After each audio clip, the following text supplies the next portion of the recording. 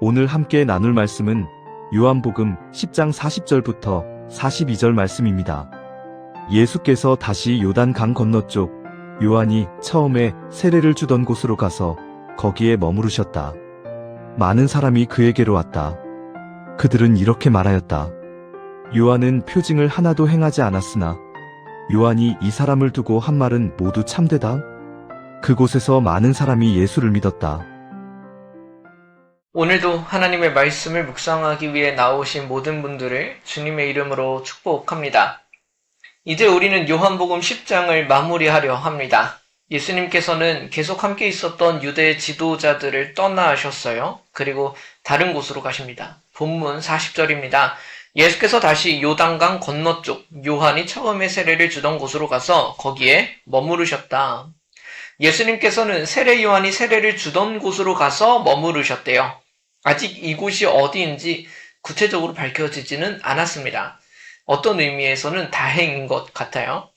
예수님께서 만약에 세례 받으신 장소가 어디인지 특정되어진다면 어떤 일이 벌어질 것 같나요? 아마 바로 그곳이 성지가 될 거예요. 그것 자체로는 안 좋은 일인가 싶긴 하지만 온갖 상징을 부여하고 헛된 소문이 퍼지지 않을까 예상이 됩니다. 그런 것을 생각하면 참 다행이다. 어찌되었든 주님께서는 사역을 시작하시던 그곳으로 돌아오셨어요. 사람이 번잡하던 곳을 떠나 돌아오셨습니다. 번성한 도시 예루살렘을 떠나 시골, 어쩌면 광야로 돌아오셨습니다. 그리고 잠시 머무르시죠. 하지만 여전히 그곳에서도 예수님께는 사람이 모여들었어요. 너무 당연한 일이겠죠.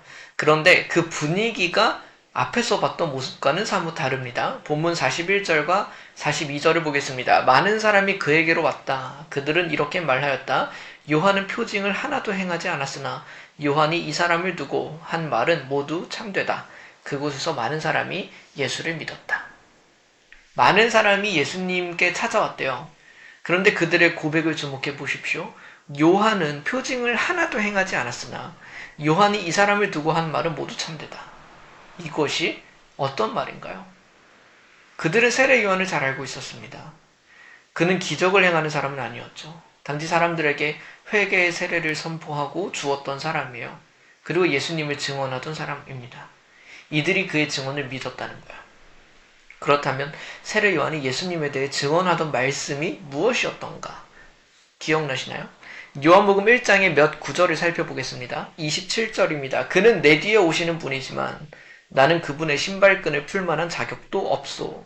29절입니다. 다음날 요한은 예수께서 자기에게 오시는 것을 보고 말하였다. 보시오, 세상 죄를 지고 가는 하나님의 어린 양입니다. 33절입니다. 나도 이분을 몰랐습니다. 그러나 나를 보내어 물로 세례를 주게 하신 분이 나에게 말씀하시기를 성령이 어떤 사람 위에 내려와서 머무는 것을 보거든 그가 바로 성령으로 세례를 주시는 분임을 알아라 하셨습니다.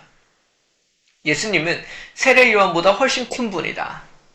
사람과 하나님을 어떻게 비교할 수 있겠어요? 그분은 세상 죄를 지고 가는 하나님의 어린 양이다. 우리의 모든 죄를 짊어지고 해결하시기 위하여 대신 죽으시기 위하여 오셨다는 말이겠죠. 그리고 비록 세례 요한은 물로 세례를 주지만 예수님께서는 성령으로 세례를 주시는 분이시다. 요한복음을 읽다 보면 아직 이들을 위해 예수님께서는 십자가를 지시지는 않으셨어요. 요한복음 7장에서 성령에 대해서 말씀해 주실 때에도 아직 성령이 임하지는 않았다고 기록합니다. 그럼에도 불구하고 이들은 예수님을 믿게 되었다는 거예요. 세례 요한의 증언이 참되다는 것을 믿게 되었다. 우리가 앞에서 보았던 모습과 너무 대조됩니다. 예루살렘은 얼마나 상징적인 도시예요. 하나님의 백성의 고향과 같은 곳이 아닙니까? 그곳에 있는 사람들은 또 어떤 사람들입니까? 얼마나 종교적이며 사람들에게 인정을 받냔 말이에요. 반면 예수님께서 지금 어디인지도 모를 시골 혹은 광야로 돌아오셨는데 그곳에 있는 사람들도 지극히 평범한 사람들, 어쩌면 더 가난하고 약한 사람들이에요. 예루살렘에서는 기적을 보아도 믿지 않는 사람들이 가득했는데 이곳에서는 증언만 듣고 믿습니다. 우리는 여기서 믿음이 여전히 하나님의 선물이요 우리의 태도와 연결된다는 것을 보게 됩니다. 지식이 많다고 믿는 게 아니에요. 종교성이 짙다고 믿는 것도 아니에요. 그런 것들은 모두 부가적인 요소에 불과하다는 겁니다. 하나님께서 믿음을 주시지 않으시면 불가합니다. 이런 점에서 믿음이 어려운 것이 참 사실이에요.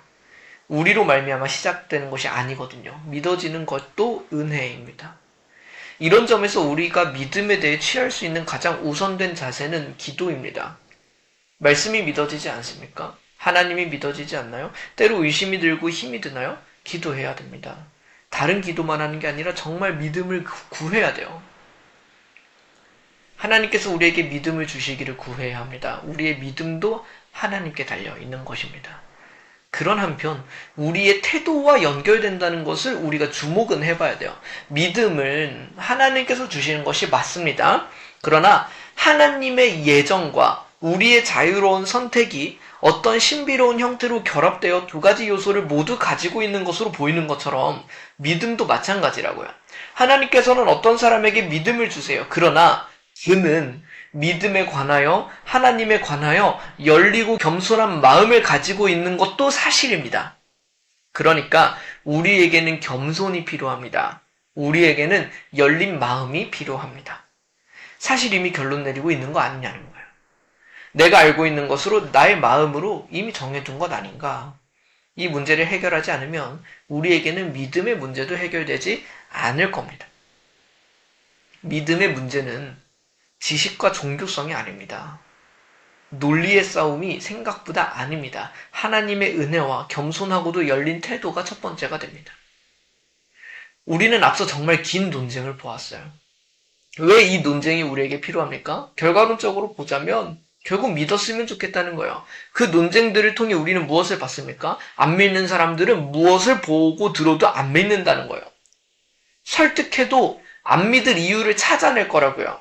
그 이유가 없어. 이제 더 이상 반박을 못하겠어. 그럼 그냥 마음으로 안 받아들여진다고 말하면 끝이에요. 설득으로 되지 않는 것이 믿음이란 말입니다. 우리도 마찬가지예요. 우리에게 이 믿음이 해결될 수 있는 방법은 그래서 여전히 은혜와 겸손이라고 밖에 할 수 없는 부디 이 말씀 앞에선 우리는 이 두 가지를 기억하고 구하며 살아갔으면 좋겠어요. 하나님의 은혜를 구하십시오. 우리의 믿음이 주께 달려있음을 고백하며 살아가십시오. 하나님께서 우리에게 믿음을 열어 보여주시기를 구하십시오. 우리의 어떤 기도 제목보다 중요한 것은 여전히 믿음을 구하는 일입니다. 한편 하나님과 그분의 말씀 앞에 겸손하고도 열린 태도를 가지게 되기를 권면합니다. 하나님보다 높아지지 않고 멋대로 말씀을 결론 내리지 않고 내 식의 신앙생활을 정의하는 것이 아니라 일단 그분 앞에서는 일단 하나님의 말씀 앞에서는 겸손하고도 듣겠다는 태도로 받아들이고 순종하겠다는 태도로 나아가기를 소망합니다. 그때 우리에게 더더욱 믿음이 부어질 줄로 믿습니다. 어제 말씀 나눴던 것처럼 믿음에서 믿음에 이르는 그 과정을 경험하게 되는 줄로 믿습니다. 잠시 함께 기도합시다. 하나님 아버지, 우리의 믿음도 우리의 것이 아닙니다. 하나님의 은혜로 주어진 것입니다. 겸손한 자들에게 주시는 선물입니다. 지금 이 말씀 앞에서 믿음을 구하는 우리에게 은혜를 허락하여 주십시오. 끊임없이 주님을 의지해서 믿음도 지키게 하시고 계속해서 주님 앞에 겸손함을 가지고 믿음과 말씀을 구하게 하여 주십시오. 우리의 힘과 노력이 아니라 오직 주님을 의지하는 것만이 우리의 믿음을 지키는 방법이 되는 줄로 믿습니다. 유일한 방법으로 알고 늘 주님께 믿음을 구하고 겸손히 남아있는 우리가 되게 하여 주십시오. 주께서 우리를 지켜주시기를 간절히 소망하며 예수 그리스도의 이름으로 기도드립니다. 아멘.